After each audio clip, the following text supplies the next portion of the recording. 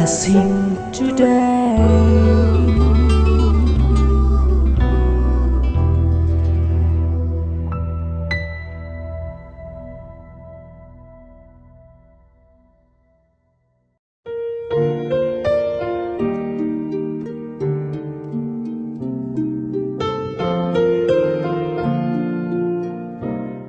Welcome to blessing today. ഇന്നത്തെ ഈ blessing today നിങ്ങളുടെ ലൈഫിൽ ഒരു വലിയ ചാലഞ്ചായി, ഒരു വലിയ അനുഗ്രഹമായി മാറട്ടെ എന്ന് ഹൃദയത്തിൽ പ്രാർത്ഥിക്കുന്നു. ഇന്നത്തെ ബ്ലെസ്സിങ് ടുഡേ സ്പോൺസർ ചെയ്തവർക്കായി നമുക്ക് പ്രാർത്ഥിക്കാം. ഇന്ന് വെഡിങ് ആനിവേഴ്സറി ആഘോഷിക്കുന്ന CK John and Thankamma John, ആ കുടുംബത്തിനായി, ആ ദമ്പതികൾക്കായി നമുക്ക് ചേർന്ന് ഈ സമയത്ത് പ്രാർത്ഥിക്കാം. നല്ല ദൈവമേ, ഞങ്ങൾ ചേർന്ന് CK ജോൺ അങ്കിളിനായും തങ്കമ്മ ജോൺ ആൻറ്റിക്കായും പ്രാർത്ഥിക്കുന്നു. കുടുംബത്തിൽ വലിയ അനുഗ്രഹങ്ങളെ ദാമ്പത്യ ജീവിതത്തിലും കർത്താവെ അവരോട് ബന്ധപ്പെട്ട സകലത്തിലും അങ്ങ് പകരണമേ എന്ന് ഞാൻ അങ്ങയോട് പ്രാർത്ഥിക്കുന്നു. Thank you father. കർത്താവെ, അവർ ഹൃദയത്തിൽ ആഗ്രഹിക്കുന്നതിനേക്കാൾ ഉപരിയായ നന്മകൾ അവരുടെ മേൽ വന്ന് നിറയട്ടെ. Thank you Jesus. കർത്താവെ, ഡോക്ടർ തേജസിനായി പ്രാർത്ഥിക്കുന്നു. ഈ മകനെ കർത്താവെ അനുഗ്രഹിക്കണമേ. 14-ാം തീയതി, ഈ 14-ാം തീയതി എൻ്റെ ബർത്ത്ഡേ ആണല്ലോ. അങ്ങയുടെ നാമത്തിൽ ഇപ്പോൾ അനുഗ്രഹങ്ങളെ ചൊരിഞ്ഞ് പ്രാർത്ഥിക്കുന്നു. ഡോക്ടർ തേജസിനായി, അടുത്ത മകനായി പ്രാർത്ഥിക്കുന്നു. തൻ്റെ ബർത്ത്ഡേ 4-ാം തീയതി കർത്താവെ കഴിഞ്ഞല്ലോ, അതിനെയും കർത്താവെ അനുഗ്രഹിച്ച് പ്രാർത്ഥിക്കുന്നു. ഈ 2 മക്കളുടെ മേലും ബർത്ത്ഡേ ബ്ലെസ്സിങ്സ് ഞങ്ങൾ റിലീസ് ചെയ്തിരിക്കുന്നു. കർത്താവ് അങ്ങനെ ചെയ്തതിനായി നന്ദി. യേശുവിൻ്റെ നാമത്തിൽ അവരെ ഞാൻ അനുഗ്രഹിച്ചിരിക്കുന്നു. അടുത്ത സ്പോൺസർ ഫോയ്ക്കൻ ജോൺസിനായും ജിജിക്കായും ഞങ്ങൾ പ്രാർത്ഥിക്കുന്നു. കർത്താവെ, ഫോയ്ക്കൻ ജോൺസിനെ പ്രത്യേകിച്ച് അനുഗ്രഹിക്കുന്ന ജോലിയിൽ അനുഗ്രഹം ഉണ്ടാകട്ടെ. മാത്രമല്ല, ഈ ദാമ്പത്യ ജീവിതത്തെ അങ്ങ് അനുഗ്രഹിച്ചവർക്ക് കുഞ്ഞുങ്ങളെ നൽകുന്നതിനായി നന്ദി പറയുന്നു. ജിജിക്കായി പ്രത്യേകിച്ച് പ്രാർത്ഥിക്കുന്നു. നല്ല ജോലി നൽകി കർത്താവ് അനുഗ്രഹിക്കുമാറാകണമേ എന്ന് പ്രാർത്ഥിക്കുന്നു. ഫോയ്ക്കൻ്റെ പാരൻസിനായി പ്രാർത്ഥിക്കുന്നു. നല്ല ആരോഗ്യം നൽകണമേ, ആത്മീയ അനുഗ്രഹങ്ങളാൽ നിറയ്ക്കുമാറാകണമേ. ജിജിയുടെ പാരൻസിനായി പ്രാർത്ഥിക്കുന്നു. കർത്താവെ, ആത്മീയ അനുഗ്രഹങ്ങളാൽ, ഭൗതിക അനുഗ്രഹങ്ങളാൽ, ആരോഗ്യത്താൽ കർത്താവ് നിറച്ച് അനുഗ്രഹിക്കുന്നതിനായി നന്ദി പറയുന്നു. യേശുവിൻ്റെ നാമത്തിൽ തന്നെ ആമേൻ, ആമേൻ. Happy wedding anniversary John uncle and Thankamma aunty. കർത്താവ് നിങ്ങളുടെ കുടുംബജീവിതത്തെ ഒത്തിരി അനുഗ്രഹിക്കട്ടെ. അതുപോലെ തന്നെ ഡോക്ടർ തേജസിന് many happy returns of the day in advance. Doctor ജ്യോതിസിന് ബിലേറ്റഡ് ബർത്ത്ഡേ ബ്ലെസ്സിങ്സ്. എല്ലാവരെയും കർത്താവ് സമൃദ്ധി അനുഗ്രഹിച്ച് ഇന്നത്തെ പ്രോഗ്രാം സ്പോൺസർ ചെയ്തതിന് 2 കൂട്ടർക്കും വലിയ നന്ദിയുണ്ട്. കർത്താവ് ഒത്തിരി നിങ്ങളെ അനുഗ്രഹിക്കട്ടെ. നിങ്ങൾക്കും എപ്പിസോഡുകൾ സ്പോൺസർ ചെയ്യാം, ബ്ലെസ്സിങ് ഫെസ്റ്റിവലുകൾ സ്പോൺസർ ചെയ്യാം. അതുകൂടാതെ ഞായറാഴ്ചകളിലെ തത്സമയ സംപ്രേഷണം സ്പോൺസർ ചെയ്യാം. അങ്ങനെ ഈ ശുശ്രൂഷയിൽ പങ്കുചേരുമ്പോൾ നമുക്ക് ഒരുമിച്ച് ദൈവത്തെ സേവിക്കുവാൻ സാധിക്കും. തുടർന്ന് ഒരു ബ്ലെസ്സിങ് ഫെസ്റ്റിവലിൽ നിന്നുള്ള ഒരു സന്ദേശമാണ് നിങ്ങൾ കേൾക്കാൻ പോകുന്നത്. ബൈബിൾ നോട്ട്ബുക്ക് എല്ലാം എടുത്തു വെച്ച് ഞാൻ ഇപ്പോഴേ പറയണം, എല്ലാ ദിവസവും ഈ സമയമാകുമ്പോൾ ഒരു കപ്പ് ചായയൊക്കെ റെഡിയാക്കി ബൈബിളും അതുപോലെ നോട്ട്ബുക്കും പേനയും എല്ലാം റെഡിയായി ഇരിക്കാമെങ്കിൽ you will be well prepared to receive the message and the miracles and personal messages, everything that you need in your life. കർത്താവ് ഒത്തിരി അനുഗ്രഹിക്കട്ടെ. വചന ശുശ്രൂഷയ്ക്ക് ശേഷം മിറക്കിൾസ് ടുഡേയും കണ്ട ശേഷം ഞാൻ നിങ്ങൾക്കായി പ്രാർത്ഥിക്കും.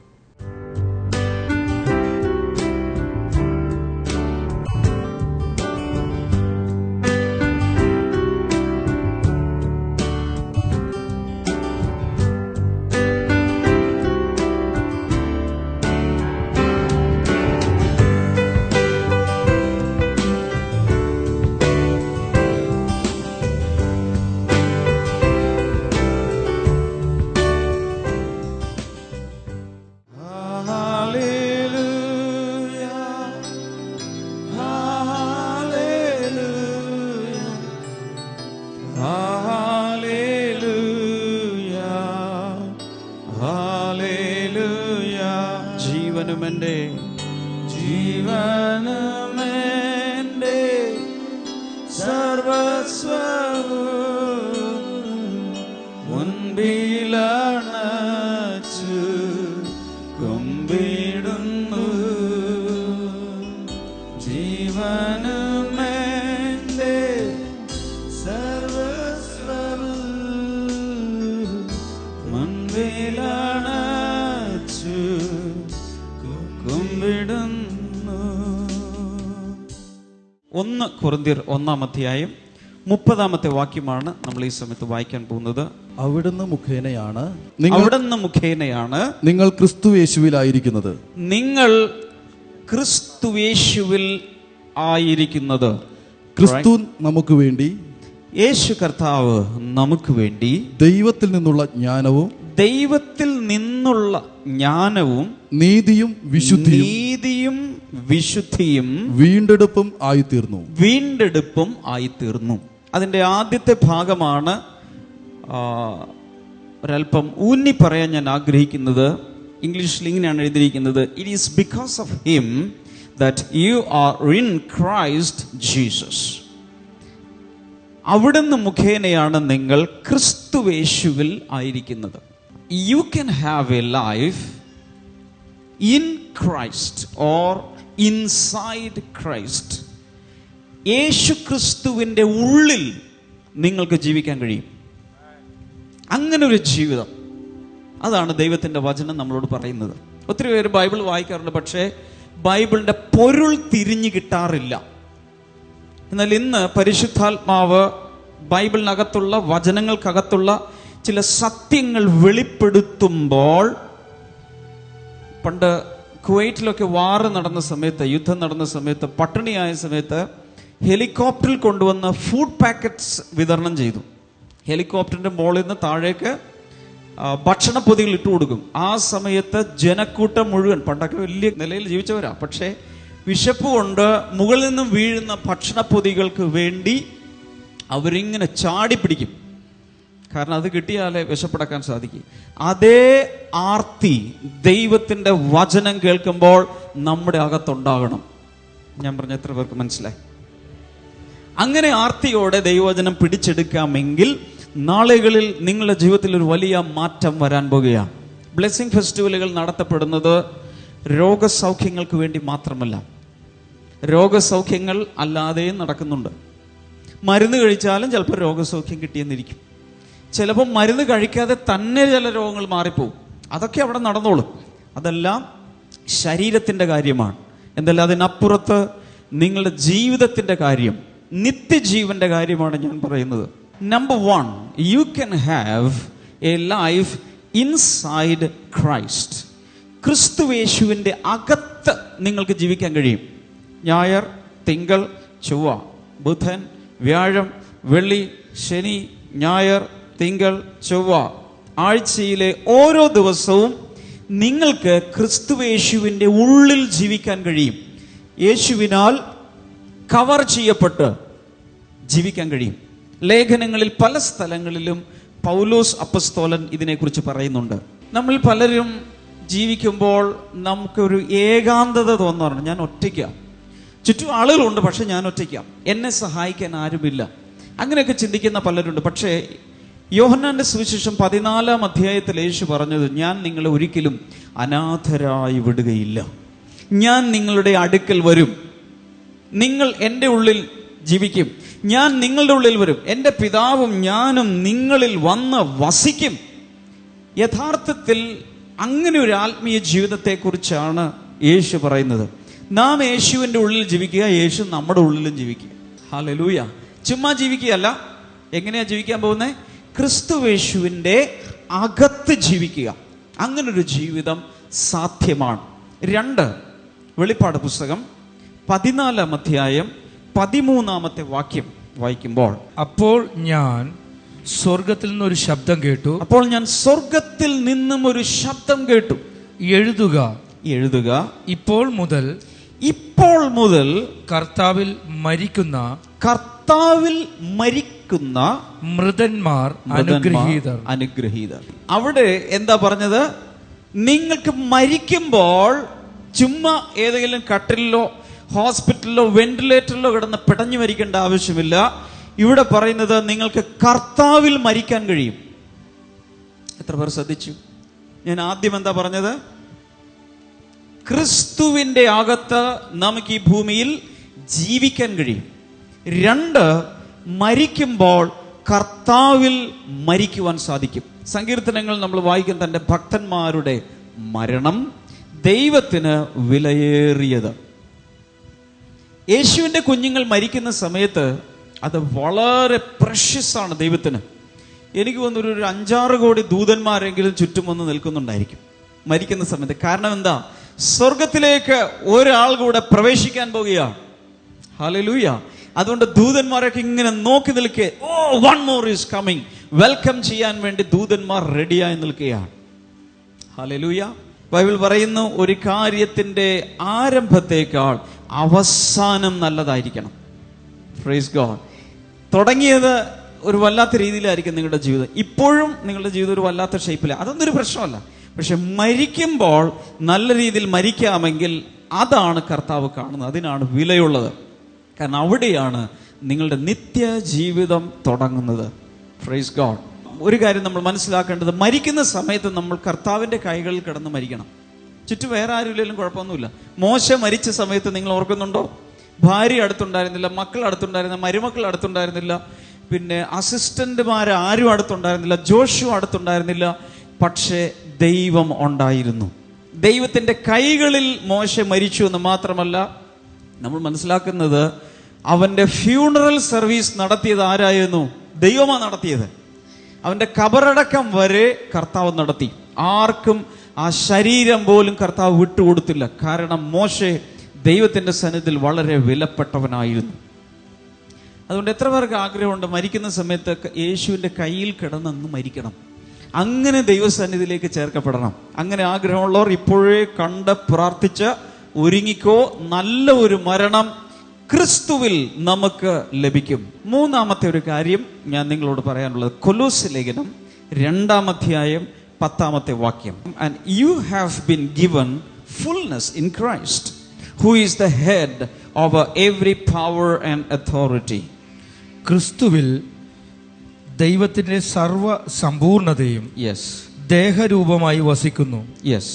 എല്ലാ വാഴ്ചയ്ക്കും അധികാരത്തിനും തലയായ ക്രിസ്തുവിൽ നിങ്ങളും പൂർണ്ണത പ്രാപിച്ചിരിക്കുന്നു. നിങ്ങളും പൂർണ്ണത പ്രാപിച്ചിരിക്കുന്നു.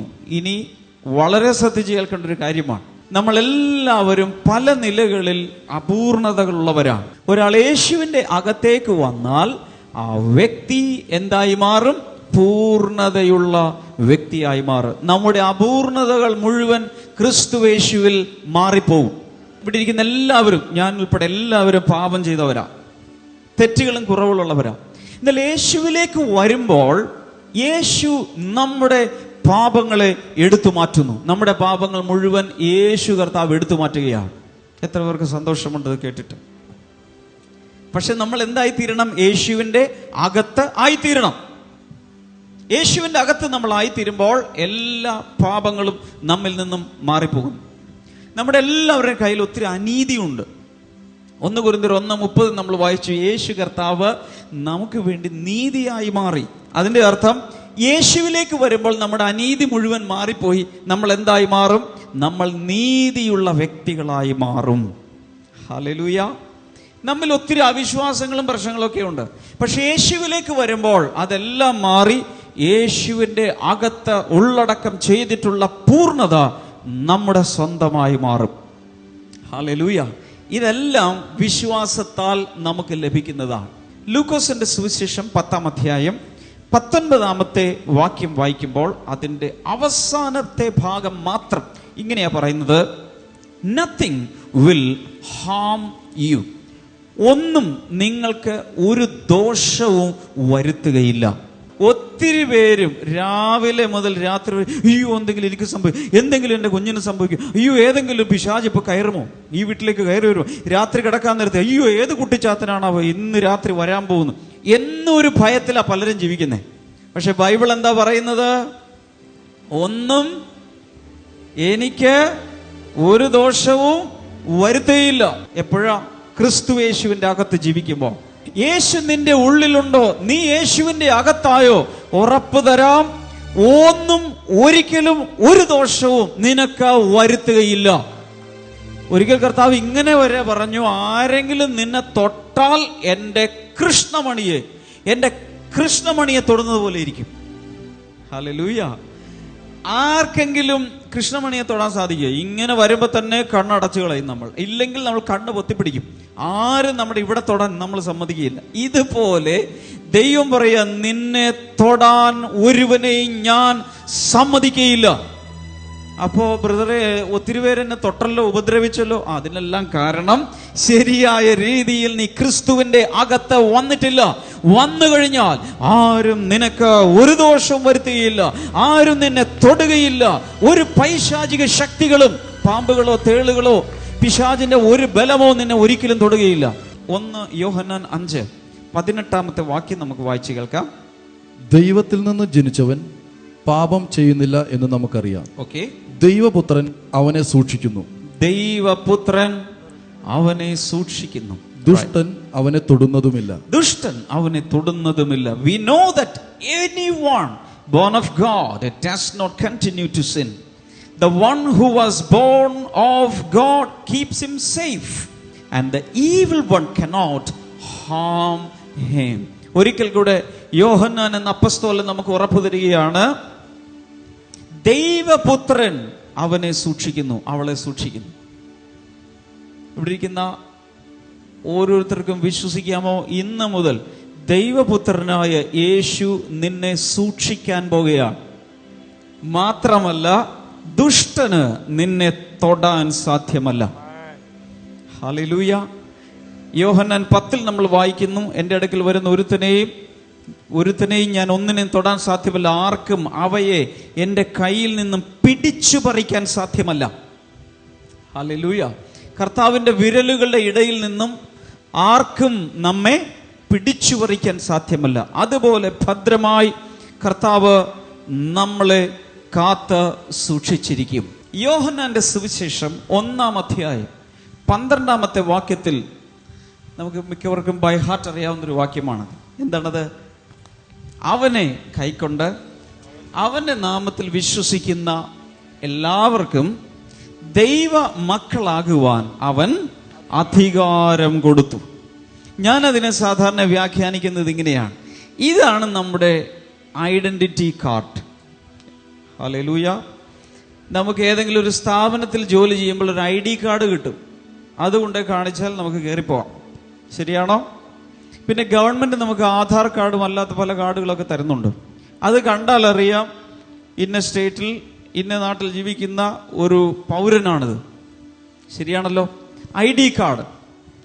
യേശുവിലേക്ക് വരുമ്പോൾ അവൻ നമുക്ക് ഒരു തിരിച്ചറിയൽ കാർഡ് തരും. ഹല്ലേലൂയ. ആ തിരിച്ചറിയൽ കാർഡാണ് യോഹന്നാന്റെ സുവിശേഷം 1:12. എന്താണത്? അവനെ കൈക്കൊണ്ട് അവന്റെ നാമത്തിൽ വിശ്വസിക്കുന്ന ഏവർക്കും പിന്നെ ദൈവ മക്കളാകുവാൻ അവൻ അധികാരം കൊടുത്തു. എന്ന് വെച്ചാൽ യേശുവിനെ ഹൃദയത്തിലേക്ക് സ്വീകരിച്ചിട്ടുള്ള എല്ലാവർക്കും ദൈവം ഒരവകാശം തന്നിട്ടുണ്ട്, അധികാരം തന്നിട്ടുണ്ട്. അതെന്താണെന്ന് ആർക്ക് പറയാം? ദൈവത്തിന്റെ മകനാകാൻ, മകളാകാനുള്ള അധികാരം തന്നിട്ടുണ്ട്. മറ്റൊരർത്ഥത്തിൽ പറഞ്ഞാൽ നമ്മുടെ അകത്തെ യേശു വന്നു കഴിയുമ്പോൾ, നമ്മൾ യേശുവിനെ സ്വീകരിച്ച് കഴിയുമ്പോൾ ഉടൻ തന്നെ അന്ന് മുതൽ കർത്താവ് നമ്മെ ഐഡന്റിഫൈ ചെയ്യുകയാണ്. അവൻ നമ്മെ തിരിച്ചറിയുന്നു. മാത്രമല്ല, ഒരു ID കാർഡ് എഴുതി കയ്യിൽ തരും. ഈ കാർഡ് പിടിച്ചിരിക്കുന്ന വ്യക്തി എൻ്റെ മകനായതുകൊണ്ട്, എൻ്റെ മകളായതുകൊണ്ട് ലൂസിഫർ മുതൽ താഴേക്കുള്ള ഒരു സാത്താന്യ ശക്തികൾക്കും ഇവനെ തൊടാൻ സാധ്യമല്ല എന്ന് പറഞ്ഞ് ദൈവത്തിന്റെ കയ്യൊപ്പോടുകൂടെ ഒരു ID കാർഡ് നമ്മുടെ കയ്യിൽ തന്നിരിക്കുകയാണ്. ആർക്കും നിന്നെ ഉപദ്രവിക്കാൻ സാധ്യമല്ല. ഒരു പൈശാചിക ശക്തികൾക്ക് നിന്നെ തൊടാൻ സാധ്യമല്ല. ആഭിചാരങ്ങൾക്ക് നിന്നെ തൊടാൻ സാധ്യമല്ല. മന്ത്രവാദങ്ങൾക്ക് നിന്നെ തൊടാൻ സാധ്യമല്ല. എത്ര വലിയ എമൗണ്ട് കൊടുത്ത് ക്ഷുദ്രം നിനക്കെതിരെ ചെയ്താലും ഒന്നും സംഭവിക്കുകയില്ല. അത് ചെയ്തവന്റെ കാശ് പോയി.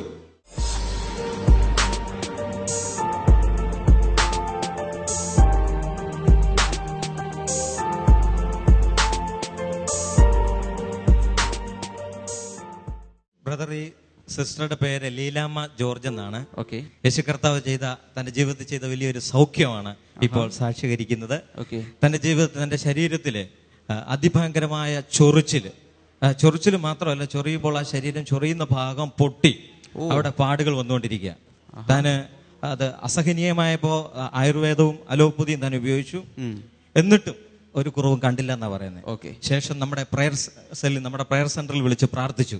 പ്രാർത്ഥിച്ചുകൊണ്ടിരിക്കുമ്പോൾ തന്നെ അവിടെ നിന്നും പ്രാർത്ഥനയിൽ പറഞ്ഞു, ശരീരത്തിൽ നിന്നും ആ ചൊറിച്ചിലും ആ പാടുകളും മാറിപ്പോകട്ടെ എന്ന് പറഞ്ഞപ്പോൾ തന്നെ തന്റെ ശരീരത്തിൽ വലിയൊരു കരണ്ട് പാസ് ചെയ്യുന്നത് പോലെ തന്നെ ഈ കോൾ സെന്ററിൽ വിളിച്ച് പ്രാർത്ഥിക്കുന്ന ആ സമയത്ത് അവിടെ പ്രാർത്ഥിച്ചുകൊണ്ടിരുന്ന വ്യക്തി പറഞ്ഞു, ഈ ശരീരത്തിൽ നിന്നും മാറുന്നു പറഞ്ഞു. അതെ, മാറുന്നു എന്ന് പറയുമ്പോൾ സമയത്ത് ശരീരത്തിലൂടെ ഒരു കരണ്ട് പാസ് ചെയ്യുന്ന പോലെ ഒരു അനുഭവം ഉണ്ടായി. അപ്പോൾ തന്നെ തന്റെ ശരീരത്തിന് ആ ചൊറിച്ചിലിന്റെ മാറി. ഇപ്പോ തന്റെ ശരീരത്തിൽ നിന്ന് പാടുകളും മാറി. അതിനുശേഷം ശരീരത്തിൽ ചൊറിച്ചിൽ വന്നിട്ടില്ല എന്നാണ് ഇപ്പൊ പറയുന്നത്. എത്ര നാൾ മുമ്പാണ് ഈ സൗഖ്യം നടക്കുന്നത്? ഒരു മാസമായി ഇപ്പോൾ സൗഖ്യം നടന്നത്. അതിനുശേഷം ഇത് വന്നിട്ടില്ല. കൈകളടിച്ച കർത്താവിന് നന്ദി പറയാം. ഇതേ രോഗമുള്ളവർ യേശുവിന്റെ നാമത്തിൽ ഇപ്പോൾ സൗഖ്യമാകട്ടെ. യേശുവിന്റെ നാമത്തിൽ എല്ലാവിധ അലർജികളും മാറിപ്പോകട്ടെ. ഈ സഹോദരിയെ അനുഗ്രഹിക്കുന്നു. ദൈവനാമ മഹത്വത്തിനായി ഇവൾ യേശുവിനെ ഉയർത്തുവാൻ ഇവിടെ വന്ന നിമിത്തം ഇവളും ഇവളുടെ കുടുംബവും അനുഗ്രഹിക്കപ്പെടട്ടെ. ആമേൻ, ആമേൻ.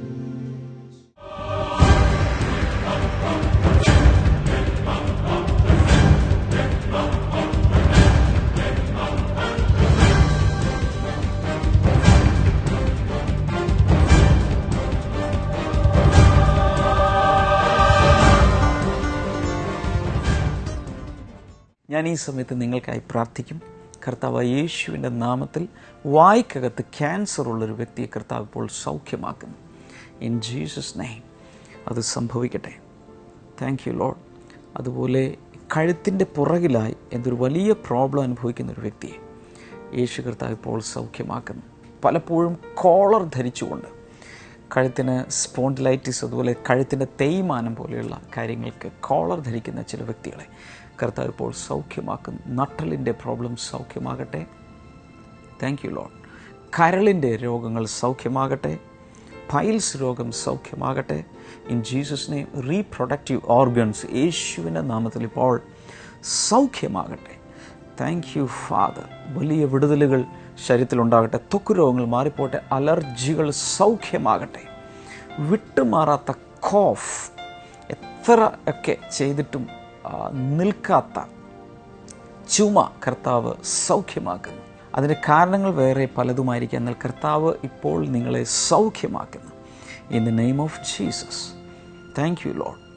സ്മിത എന്നു പേരുള്ള ഒരു സഹോദരിയെ കർത്താവ് പ്രത്യേകിച്ച് സൗഖ്യമാക്കുന്നതായി ഞാൻ കാണുന്നു. ബാക്ക് പെയിനും അതുപോലെ ശരീരത്തിൽ ഇടയ്ക്കൊക്കെ നീര് വന്ന് വീങ്ങുന്ന ആ ഒരു പ്രയാസമുള്ള സ്മിത, യേശുവിൻ്റെ നാമത്തിൽ ഇപ്പോൾ ആ വ്യക്തി സൗഖ്യമാകട്ടെ. In Jesus name. Thank you father. വലിയ വിടുതലുകൾ കർത്താവെ നീ കൽപ്പിക്കുന്നതിനായി നന്ദി പറയുന്നു. Thank you father. നിങ്ങളുടെ രോഗവിവരങ്ങൾ ഞാൻ എടുത്തു പറഞ്ഞില്ലെങ്കിൽ പോലും, പേര് പറഞ്ഞില്ലെങ്കിൽ പോലും വിശ്വസിക്കുക മാത്രം ചെയ്യുക. ദൈവിക വിടുതലുകൾ നിങ്ങളുടെ സ്വന്തമായി മാറട്ടെ. കർത്താവെ നീ അങ്ങനെ ചെയ്തതിനായി നന്ദി. യേശുവിൻ്റെ നാമത്തിൽ തന്നെ ആമേൻ. നാളെ നമുക്ക് അടൂരിൽ ബ്ലെസ്സിങ് ഫെസ്റ്റിവൽ നടക്കുകയാണ്. ഇതുവരെ എൻ്റെ പ്രാർത്ഥനാ ഡയറി എന്ന പുസ്തകം ലഭിച്ചിട്ടില്ലാത്തവർക്ക് ഈ ബ്ലെസ്സിങ് ഫെസ്റ്റിവലുകളിൽ അത് ലഭിക്കുന്നതാണ്. Please do come and get your copies. അതുപോലെ ആദ്യത്തെ നമ്മുടെ പ്രസിദ്ധീകരണമായ ആശിഷ്മാരെ ലഭിച്ചിട്ടില്ലാത്തവർക്കും നിങ്ങൾക്ക് അവിടെ നിന്നും അത് ലഭിക്കും. മാത്രമല്ല അനേക സന്ദേശങ്ങളുടെ CD-കൾ നിങ്ങൾക്ക് അവിടെ ലഭിക്കും. ഇതെല്ലാം നിങ്ങൾ വാങ്ങുകയും കൂടുതൽ അനുഗ്രഹം പ്രാപിക്കുകയും ചെയ്യുക. God bless you. നാളെ നമുക്ക് വീണ്ടും കാണാം. ബ്ലെസ്സിങ് ഫെസ്റ്റിവലുകളിലും നമുക്ക് കാണാം. God bless you. ബൈ. ദൈവം വച്ചിരിക്കുന്ന ആ കാലഘട്ടത്തിലൂടെ, കാലത്തിൻ്റെ വ്യത്യാസങ്ങളിലൂടെ അതിനെ ഡിസേൺ ചെയ്ത് വിവേചിച്ച് മനസ്സിലാക്കി പോയെങ്കിൽ മാത്രമേ നമുക്ക് ക്രമം തെറ്റാതെ, ദൈവിക വഴിയിൽ നിന്നും വിട്ടുപോകാതെ, ദൈവത്തിൻ്റെ ടൈമിംഗ് അനുസരിച്ച് മുന്നോട്ട് പോകാൻ നമുക്ക് സാധിക്കും.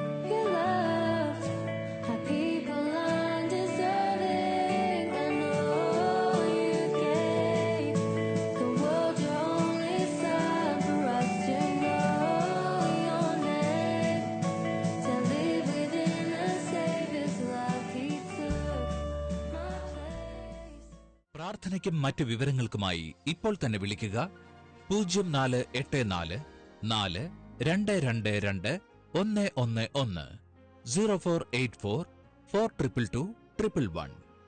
ഞങ്ങളുടെ വെബ്സൈറ്റുകൾ www.themasterministries.org, www.blessingtoday.tv, ഇമെയിൽ info@blessingtoday.tv. ഞങ്ങളുടെ address blessing today, post box number 2215, Edappally PO, Kerala, India 682024.